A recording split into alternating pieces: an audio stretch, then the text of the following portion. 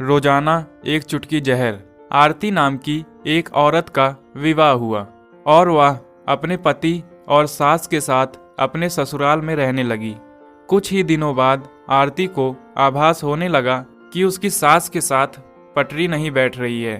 सास पुराने ख्यालों की थी और बहू नए विचारों वाली। आरती और उसकी सास का आए दिन झगड़ा होने लगा। ना तो सास टीका टिप्पणी करना छोड़ती और ना आरती जवाब देना। हालात बद से बदतर होने लगे। आरती को अब अपनी सास से पूरी तरह से नफरत हो चुकी थी। आरती के लिए उस समय स्थिति और भी बुरी हो जाती जब उसे भारतीय परंपराओं के अनुसार दूसरों के सामने अपनी सास को सम्मान देना पड़ता। अब वह किसी भी तरह सास से छुटकारा पाने की सोचने लगी। एक दिन जब आरती का अपनी सास से झगड़ा हुआ और पति भी अपनी मां का पक्ष लेने लगा तो वह नाराज होकर मायके चली गई। आरती के पिता आयुर्वेद के डॉक्टर थे। उसने रो रो कर अपनी व्यथा पिता को सुनाई और बोली, आप मुझे कोई जहरीली दवा दे दीजिए जो मैं जाकर उस बुढ़िया को पिला दूं, नहीं तो मैं अब ससुराल नहीं जाऊंगी। बेटी का दुख समझते हुए पिता ने आरती के सर पर प्यार से हाथ फेरते हुए कहा, बेटी, अगर तुम अपनी सास को जहर खिलाकर मार दोगी तो तुम्हें पुलिस पकड़ ले जाएगी और साथ ही मुझे भी, क्योंकि वो जहर मैं तुम्हें दूंगा। इसलिए ऐसा करना ठीक नहीं होगा। लेकिन आरती जिद पर अड़ गई। आपको मुझे जहर देना ही होगा। अब मैं किसी भी कीमत पर उसका मुंह देखना नहीं चाहती। कुछ सोचकर पिता बोले, ठीक है, जैसी तुम्हारी मर्जी, लेकिन मैं तुम्हें जेल जाते हुए भी नहीं देख सकता।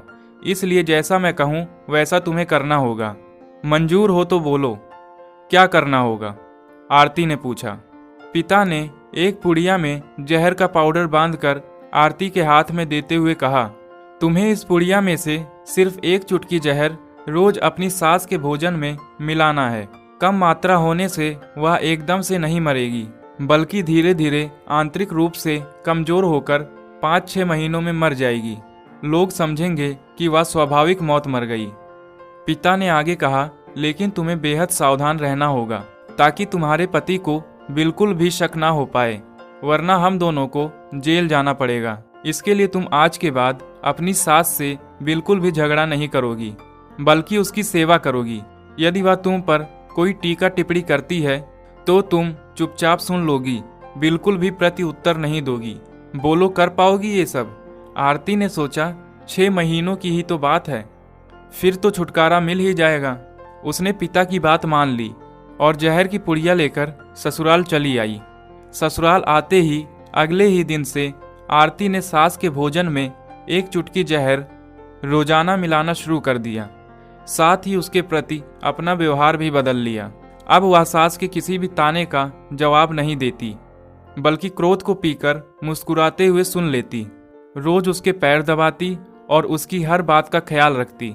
सास से पूछ पूछ कर उसकी पसंद का खाना बनाती, उसकी हर आज्ञा का पालन करती। कुछ हफ्ते बीतते बीतते सास के स्वभाव में भी परिवर्तन आना शुरू हो गया। बहू की ओर से अपने तानों का प्रति उत्तर ना पाकर उसके ताने अब कम हो चले थे, बल्कि वह कभी कभी बहू की सेवा के बदले आशीष भी देने लगी थी। धीरे धीरे 4 महीने बीत गए। आरती नियमित रूप से सास को रोजाना एक चुटकी जहर देती आ रही थी, किंतु उस घर का माहौल अब एकदम से बदल चुका था। सास बहू का झगड़ा पुरानी बात हो चुकी थी। पहले जो सास आरती को गालियां देते नहीं थकती थी, अब वही आस पड़ोस वालों के आगे आरती की तारीफों के पुल बांधने लगी थी। और सोने से पहले भी जब तक बहू से 4 प्यार भरी बातें ना कर ले, उसे नींद नहीं आती थी। 6ठा महीना आते आते आरती को लगने लगा कि उसकी सास उसे बिल्कुल अपनी बेटी की तरह मानने लगी है। उसे भी अपनी सास में माँ की छवि नजर आने लगी थी। जब वह सोचती थी कि उसके दिए जहर से उसकी सास कुछ ही दिनों में मर जाएगी, तो वह परेशान हो जाती थी। इसी उलझन में एक दिन वह अपने पिता के घर दोबारा जा पहुंची और बोली, मुझे उस जहर के असर को खत्म करने की दवा दीजिए, क्योंकि अब मैं अपनी सास को मारना नहीं चाहती। वो बहुत अच्छी हैं, अब मैं उन्हें अपनी माँ की तरह चाहने लगी हूँ। पिता ठट्ठा कर हंस पड़े और बोले, जहर? कैसा जहर? मैंने तो तुम्हें जहर के नाम पर हाजमे का चूर्ण दिया था। इस कहानी से हमें ये शिक्षा मिलती है कि अपनी बेटियों को सही रास्ता दिखाकर माँ बाप का पूर्ण फर्ज अदा करने को समझाना चाहिए। चार दीपक आपस में बात कर रहे थे। पहला दीपक बोला, मैं हमेशा बड़ा बनना चाहता था, सुंदर और आकर्षक घड़ा बनना चाहता था, पर क्या करूं, जरा सा दीपक बनकर रह गया। दूसरा दीपक बोला, मैं भी अच्छी भव्य मूर्ति बनकर किसी अमीर आदमी के घर की शोभा बढ़ाना चाहता था, पर क्या करूं, कुम्हार ने मुझे एक छोटा सा दीपक बना दिया। तीसरा दीपक बोला, मुझे बचपन से ही पैसों से प्यार है, काश मैं गुल्लक बनता तो हमेशा पैसों से भरा रहता, पर मेरी किस्मत में ही दीपक बनना लिखा होगा। चौथा दीपक खामोश रहकर उनकी बातें सुन रहा था। अपनी अपनी प्रतिक्रिया देने के बाद तीनों दीपों ने चौथे दीपक से भी अपनी जिंदगी के बारे में कुछ कहने को कहा। चौथे दीपक ने कहा, भाइयों, कुम्हार जब मुझे बना रहा था तो मैं बहुत खुश हो रहा था, क्योंकि वह मुझे बनाते वक्त प्रसन्न था। उसने जब मुझे बनाया, मैं अपने जीवन के प्रति कृतज्ञ हो गया कि मैं एक बिखरी हुई मिट्टी से एक सुंदर दीपक बन गया जो अंधेरे को दूर करने का साहस रखता है। मैं वो साहसी दीपक हूँ जिसके जलते ही अंधेरा छू मंतर हो जाता है। मैं आभारी हूँ उस कुम्हार का जिसने मुझे ऐसा रूप दिया कि मुझे भगवान के सामने मंदिरों में प्रज्वलित किया जाता है। मेरी रोशनी में पढ़कर ना जाने कितने होनहार बच्चे आज बड़े बड़े ऑफिसर बन गए हैं और देश की सेवा कर रहे हैं। मेरा प्रकाश सिर्फ अंधेरे को ही दूर नहीं करता, बल्कि एक नई उम्मीद और नई ऊर्जा का संचार करता है। चौथे दीपक की बातें सुनकर अन्य तीनों दीपों को भी अपने जीवन का महत्व समझ में आ गया। दोस्तों, अक्सर हम इंसान जो मिलता है या जो हम हैं उससे संतुष्ट नहीं होते और उन तीन दीपकों की तरह अपने कुम्हार यानी ईश्वर से शिकायत करते रहते हैं। लेकिन अगर हम ध्यान से देखें तो हमारा जीवन अपने आप में बहुत महत्वपूर्ण है और हम जो हैं उसी रूप में इस जीवन को सार्थक बना सकते हैं। इसलिए चौथे दीपक की तरह हम जो भी हैं उसमें संतुष्ट होकर अपना सर्वश्रेष्ठ जीवन जीने का प्रयास करना चाहिए। पाप कर्म का फल। एक राजा ब्राह्मणों को अपने राज्य में भोजन करा रहा था। उसी समय लाइन के अंत में बैठे एक ब्राह्मण को भोजन परोसते समय एक चील अपने पंजे में एक मुर्दा सांप लेकर राजा के ऊपर से गुजरी। जो भोजन परोस रहा था, दुर्भाग्य से उस मरे हुए सांप के मुख से कुछ जहर की बूंदें खाने में गिर गई और किसी को कुछ भी पता नहीं चल सका। उसके बाद वह ब्राह्मण जहरीला खाना खाते ही मर गया। अब जब राजा को सच पता चला तो ब्राह्मण हत्या लगने से उसे बहुत दुख हुआ। अब ऊपर बैठे यमराज के लिए भी यह फैसला लेना मुश्किल हो गया कि इस पाप कर्म का दंड किसको मिलेगा। यह मामला यमराज से हल नहीं हुआ। फिर कुछ समय बाद कुछ ब्राह्मण राजा से मिलने उस राज्य में आए और उन्होंने किसी महिला से महल में जाने का रास्ता पूछा, लेकिन रास्ता बताने के साथ साथ ब्राह्मणों से ये भी कह दिया कि देखो ब्राह्मण देवता, जरा ध्यान रखना, वह राजा आप जैसे ब्राह्मणों को खाने में जहर देकर मार देता है। बस जैसे ही उस महिला ने ये शब्द कहे, उसी समय यमराज ने फैसला ले लिया कि उस ब्राह्मण की मृत्यु के पाप का फल इस महिला को ही मिलेगा और उसे उस पाप का दंड भुगतना पड़ेगा। यमराज के दूतों ने पूछा, प्रभु ऐसा क्यों, जबकि उस ब्राह्मण की हत्या में उस महिला की कोई भूमिका नहीं थी। तब यमराज ने कहा, देखो, जब कोई व्यक्ति पाप करता है तब उसे आनंद मिलता है, पर उस ब्राह्मण की हत्या से ना तो राजा को आनंद मिला, ना मरे हुए सांप को आनंद मिला और ना ही उस चील को आनंद मिला, लेकिन उस पाप कर्म की घटना की बुराई करने के भाव से बखान कर उस महिला को जरूर आनंद मिला। इसलिए राजा के उस अनजाने पाप कर्म का फल अब इस महिला को भुगतना पड़ेगा। बस इसी घटना के अनुसार आज तक जब भी कोई व्यक्ति किसी दूसरे पाप कर्म की निंदा करता है, तब उस व्यक्ति के पापों का हिस्सा उस निंदा करने वाले इंसान को ही मिलता है। दोस्तों, अक्सर हम जीवन में सोचते हैं, जीवन में ऐसा कोई पाप नहीं किया, फिर भी जीवन में इतना कष्ट क्यों आया। दोस्तों, ये कष्ट और कहीं से नहीं बल्कि लोगों की बुराई करने के कारण उनके पाप कर्मों से आया हुआ भाग होता है। दोस्तों, इस कहानी से हमें ये शिक्षा मिलती है कि किसी भी इंसान की बुराई नहीं करनी चाहिए, चाहे वह इंसान कितना भी बुरा क्यों ना हो। सास बहू। शादी को कुछ ही दिन हुआ था और आज काम वाली बाई भी नहीं आई, इसलिए अदिति बर्तन धोने लगी। धोते धोते उसके हाथ से कांच का कप नीचे गिरकर टूट गया। कप टूटते ही वह डरने लगी कि उसकी सास अब बातें सुनाएगी। आवाज़ सुनकर सास दौड़ती हुई आई और बोली, बेटी क्या हुआ?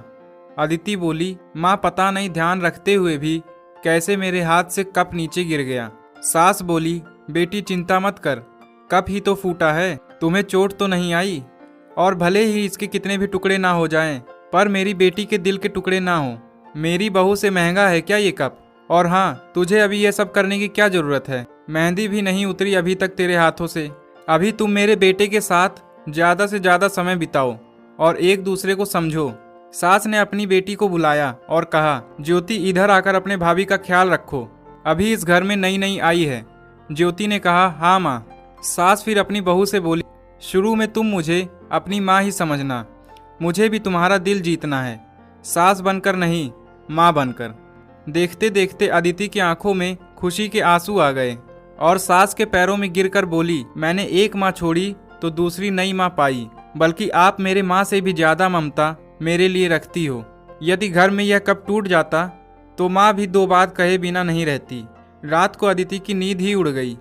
रह रहकर शाम की घटना याद आ रही थी। सास के बारे में उसकी जो सोच थी, उसकी विपरीत सास का व्यवहार पाया। उसका भी कसूर नहीं था ऐसा सोचना, क्योंकि उसने लोगों के मुंह से बुरी सास के बारे में ही सुना था। अदिति अपने अतीत में खो गई। उसे फिर याद आया कि कुछ साल पहले उसके एक भाई की शादी हुई थी। मेहंदी का रंग उतरने से पहले ही माँ ने भाभी पर काम की पूरी जिम्मेदारी डाल दी और अपने ही नियम कानून के हिसाब से भाभी को चलने के लिए मजबूर कर दिया। माँ ने भाभी को घर में एडजस्ट होने में जरा भी वक्त नहीं दिया। भैया जब भाभी को बाहर ले जाते तो माँ का मुंह फूल जाता और बोलते कि हर समय भाभी को साथ ले जाने की क्या जरूरत है। कभी भी भाभी को खुली हंसी हंसते नहीं देखा। समय के साथ भाभी ने सहना छोड़ दिया। फिर घर में हर रोज झगड़ा होने लगा। एक दिन भाभी के हाथ से कांच का गिलास नीचे गिरकर टूट गया। माँ चिल्लाने लगी कि कितना कीमती गिलास तोड़ दिया। किसी न किसी बात पर भाभी पर चिल्लाती। भाभी भी गुस्से से बोल देती थी कि माँ, मैं तो बैठी खाती हूँ, आप तो खड़ी खड़ी खाते हैं। जब से आई हूँ तब से रोज 2-2 4 जाली कोटी ना सुना दो तब तक आपको चैन ही नहीं मिलता। कभी मेरे माँ को तो कभी मेरे बाप को, हमेशा मेरी मायके वाली को कोसती रहती हो। अदिति ने घर के अलावा और भी कई जगह पर सास बहू के झगड़े सुनते सुनते वह डर गई थी, इसलिए शादी से कतराने लगी। मगर माँ बाप के कारण ही उसे शादी करनी पड़ी और अनजान भय को लेकर ससुराल आ गई। पर आज की घटना से उसकी सोच बदल गई कि सब सास और बहू एक जैसी नहीं होती। नींद ना आने की वजह से उसने सोचा कि चलो थोड़ी देर माँ से बात कर लूँ। माँ ने इतनी रात को उसे फ़ोन करते देखकर कहा, बेटी सब कुछ ठीक है ना? कहीं तुम्हारे पति या सास से झगड़ा तो नहीं हो गया? अदिति बोली, नहीं माँ, ऐसा कुछ नहीं है। मालूम है माँ, आज मेरे हाथ से कांच का गिलास नीचे गिर गया। तभी सास आ गई। मेरे आगे बोलते ही मेरे सास ने बोलना शुरू कर दिया, बेटा फिर तेरे सास के चिल्लाने पर तूने अच्छा सा जवाब दे दिया ना? हाँ बेटा, कभी भी दब कर मत रहना। तुम एक पढ़ी लिखी अच्छी लड़की हो, तुम में कोई कमी नहीं है, इसलिए कभी भी सुनना मत। तभी बात को काटते हुए अदिति बोली, माँ अब बस करो, मैं अपनी दूसरी माँ के खिलाफ कुछ नहीं सुन सकती। माँ थोड़ा आश्चर्य हो गई और बोली, यह क्या बोल रही हो? अदिति बोली, हाँ माँ, आज मेरे हाथ से जब कप गिरा तो मेरे सास ने बिल्कुल भी मेरे साथ बुरा व्यवहार नहीं किया। अंत में अदिति बोली, अब आप समझ गई ना सारी बात? माँ एक और बात कहनी थी, आप बुरा तो नहीं मानोगे? उसकी माँ बोली, हाँ बेटा बोल। अदिति बोली, माँ काश आप मेरी नई माँ के साथ भाभी की तरह व्यवहार करते तो शायद भैया भाभी अलग घर में नहीं रहते। अपनी बेटी की यह सब बातें सुनकर उसे एहसास हुआ कि उसने अपने बहू के साथ गलत व्यवहार किया था। उसकी बेटी ने उसकी आंखें खोल दी। अदिति उससे पहले कुछ बोलती तभी उसकी माँ बोली, अदिति अब जब तू यहाँ आएगी तो पूरे परिवार को एक साथ पाएगी। अब फ़ोन रख, मुझे बेटे और बहू की स्वागत की तैयारी करनी है। शादी के बाद नई जिंदगी की शुरुआत में अगर आज सास समझदारी से काम नहीं लेती, अपनापन नहीं जताती, तो शायद शुरुआत की नींव ही कमज़ोर होने से पूरी जिंदगी में दरार पड़ जाती। कप को फूटने से कोई नहीं रोक सकता, लेकिन प्रेम को टूटने से तो हम रोक सकते हैं। कांच के टुकड़े हो जाएं, पर घर के टुकड़े ना होने दें। अपने घर में प्रेम का वातावरण बनाए रखिए तो घर स्वर्ग बन जाएगा। घर नर्क से स्वर्ग में बदला जा सकता है यदि बहू सास को माँ मान ले और सास बहू को बेटी मान ले। बुढ़ापे का सहारा कौन, बेटा या अच्छी बहू? हमेशा लोग कहते हैं कि अगर बेटा अच्छा हो तो माता पिता का बुढ़ापा बहुत अच्छे से कट जाता है और वो इस दुनिया में अपने आप को बोझ नहीं समझते। और ये बात एक हद तक सही भी है कि बेटा अच्छा होना चाहिए, पर लोग घर के सबसे महत्वपूर्ण सदस्य के बारे में भूल ही जाते हैं, या ये कहें कि उसे अपना होते हुए भी अपना नहीं मान पाते। तो आप सही समझ रहे हैं, मैं बेटी की बात भी नहीं कर रही। अब बेचारी बेटी भी क्या करे, उसके भी तो सास ससुर पति परिवार होता है। वो माता पिता की सेवा करना तो चाहती है, पर कैसे करे। अब बारी आती है बहू की। वो कितना भी कर ले, पर सबके दिलों में अपनी जगह बनाना उसके लिए आसान नहीं होता। कोई इसमें कामयाब हो जाता है और कोई थक हार कर बैठ जाता है। ऐसा ही कुछ सरिता जी के साथ हुआ। उनके एक बेटा और एक बेटी थी। बेटी की शादी हो गई थी, वो साल भर में सिर्फ छुट्टियों में ही मायके आ पाती थी, और बेटा उसे अपने ही काम से फुर्सत नहीं मिलती थी, और कभी अगर समय मिल भी गया तो अपने दोस्तों के साथ व्यस्त रहता था। सरिता जी और उनके पति दोनों बूढ़े हो चले थे। ऐसे में कभी डॉक्टर के पास जाना पड़ता तो कभी दवाइयाँ लेने। ये सब काम बहू ही संभालती थी। कोई अगर आए तो सरिता जी अपने बेटे की तारीफों के पुल बांध देती और कहती, हम बहुत भाग्यशाली हैं जो हमारा बेटा इतना अच्छा, इतना समझदार है, वरना आज के ज़माने में कौन अपने माता पिता को साथ रखता है और उनकी सेवा करता है। और सभी उनकी हाँ में हाँ मिलाते, क्योंकि सभी जानते थे कि कौन क्या करता है। एक बार सरिता जी बेटे से बोली, बेटा तेरी 3 दिनों की छुट्टी है, तो मैंने और तेरे पापा ने सोचा है कि हम लोग बहुत दिनों से कहीं गए भी नहीं हैं, तो सब लोग कहीं घूम आते हैं। अरे माँ, आप भी कैसी बात करती हैं, मुझे ऑफिस के काम से जाना है, मैं आप लोगों को लेकर नहीं जा सकता। और फिर इस उम्र में हजारों इन्फेक्शंस होते हैं, पता नहीं कब क्या हो जाए। आपको घर पर ही रहना चाहिए, और घर जैसा आराम कहीं नहीं है। ज़्यादा हो तो आप पार्क या कहीं मंदिर में घूम आया करो। इतना बोलकर समीर चला गया और सरिता जी चुपचाप बैठी रही। तभी निशा वहां आई। माँ जी, क्या बात है, आपकी तबीयत तो ठीक है? सरिता जी बड़े ही गुस्से में बोली, हाँ ठीक है, मेरी तबीयत को क्या होना है। अब निशा पापा जी से पूछती है, तब उसे पता लगता है कि माँ जी क्यों नाराज हैं, और वह समीर को मनाती है माँ जी और पापा जी को घुमाने के लिए।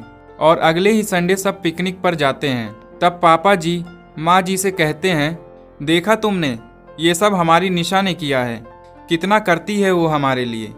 हमारी खुद की बेटी और बेटे ने भी इतना नहीं किया जितना बहू करती है, पर करवाया तो उसने बेटे से ही ना। जैसे भी है, थोड़ा मुंह बनाता है पर करता तो वही है। तुम्हें समझ नहीं आता क्या? हमारी बहू बहुत अच्छी है, कभी उसकी भी तारीफ कर लिया करो, वो अच्छी है इसलिए बेटा अच्छा है, वरना मैंने और तुमने कई घरों को टूटते हुए देखा है। हमारे बुढ़ापे का असली सहारा हमारी बहू है। तब सरिता जी भी मानती हैं कि ये बात बिल्कुल सच है कि बेटा कैसा भी हो, अगर बहू अच्छी है तो जीवन के हर सुख मिल जाते हैं। ज़्यादातर लोग बेटे को ही महत्व देते हैं, पर सबसे ज़्यादा काम बहू के हिस्से में ही आता है। बेटा कमाता है, पर बहू उसे अच्छे तरीके से मैनेज करती है। माता पिता की देखभाल हो या रिश्तेदारों का मान सम्मान, ये सब बहू के जिम्मे में ही आता है। वैसे इस बारे में आपके क्या विचार हैं, मुझे कमेंट में बताइए। माँ बेटी। एक समय की बात है, एक रीना नाम की लड़की अपने माता पिता के साथ रहती थी। वह अपने माता पिता की इकलौती बेटी थी।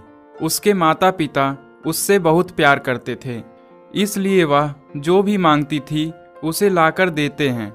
उसके पिता इतने ज़्यादा पैसे नहीं कमा पाते थे, लेकिन फिर भी वह अपनी बेटी की हर इच्छा पूरी करते थे। एक दिन रीना ने अपने पापा से कहा कि पापा, मेरी चप्पल पुरानी हो गई है, क्या आप मेरे लिए नई चप्पल लाओगे? पिता ने अगले दिन नई चप्पल लाने का वादा किया। पिता अगले दिन नई चप्पल लेकर आए। रीना नई चप्पल देखकर बहुत खुश हुई और चप्पल पहनकर पूरे दिन मोहल्ले में उछल कूद करती रही। शाम को वह घर आई और चप्पल उतार कर सो गई। अगली सुबह रीना वह चप्पल नहीं पहनती है और अपनी पुरानी चप्पल पहनकर खेलने चली जाती है। मम्मी से कहकर जाती है कि मम्मी, मुझे ये चप्पल पसंद नहीं है, मैं अपनी पुरानी चप्पल ही पहनूंगी। उसकी ये बात उसके पापा सुन लेते हैं। इतने में रीना बाहर खेलने भाग जाती है। रीना के पिता उसके पीछे गए और उसे अपने पास बुलाकर कहा कि बेटा, अगर तुम्हें नई चप्पल नहीं पहननी थी तो तुमने क्यों मंगवाई, और तुमने उसे कल पूरे दिन पहन कर रखा। अब हम इसे वापस दुकान को भी नहीं दे सकते हैं। रीना कहती है कि पापा, मैंने यह चप्पल मम्मी के लिए मंगाई थी क्योंकि उनकी चप्पल टूट सी गई है और वह खर्चे के डर से कभी अपने लिए नई चप्पल नहीं मांगती हैं। इसलिए मैंने वह चप्पल कल पूरे दिन पहन कर रखी ताकि मम्मी उसे वापस करने को ना बोल सकें। अपनी बेटी की ये बात सुनकर पापा बहुत गर्व महसूस करते हैं और दरवाजे पर खड़ी मम्मी भी बेटी की बात सुन रही थी। वह भी मन ही मन बहुत खुश हुई कि इतनी सी बच्ची में इतनी समझ है। दोनों माता पिता एक दूसरे के सामने देखकर मुस्कुराते हैं और बेटी को प्यार करने लगते हैं। दोस्तों, इस कहानी से हमें ये शिक्षा मिलती है कि हमेशा हमें अपने माता पिता की मजबूरी को समझना चाहिए। तो दोस्तों, अगर कहानी अच्छी लगी हो तो चैनल को सब्सक्राइब करें और बेल आइकन को प्रेस करें, जिससे हर आने वाली नई वीडियो आप तक सबसे पहले पहुंचे।